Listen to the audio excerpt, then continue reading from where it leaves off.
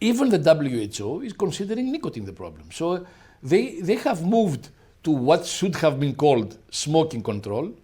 It was never called smoking control, it was called tobacco control, because even tobacco by itself, look at snus, for example, to understand what's happening.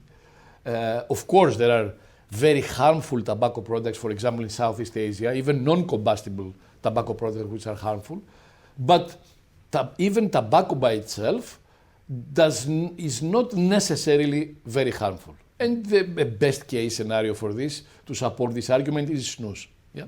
So it should have always been smoking control, although I don't like the word control in general, but it should have been smoking. It was tobacco, and now it's nicotine control. There's no doubt about it.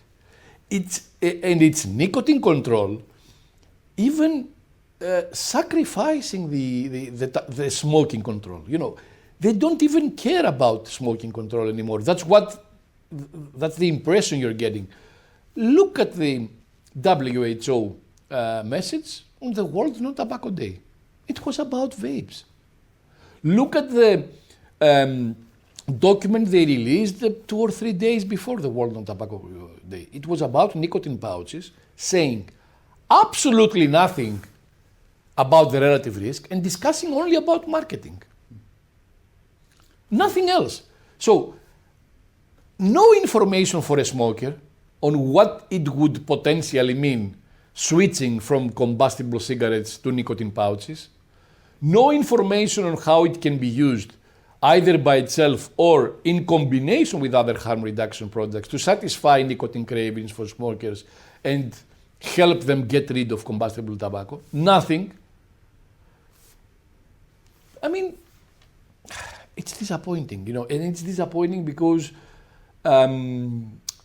the WHO has been considered, you know, the holy grail of science and the public health defendants. And for some countries, especially in the developing world where the resources are very limited, they do whatever the WHO is saying. And they're missing historical opportunities. I mean, India banned e-cigarettes. They banned snus. And they are the #1 country in the world in oral cancer because of their local, extremely toxic oral tobacco products.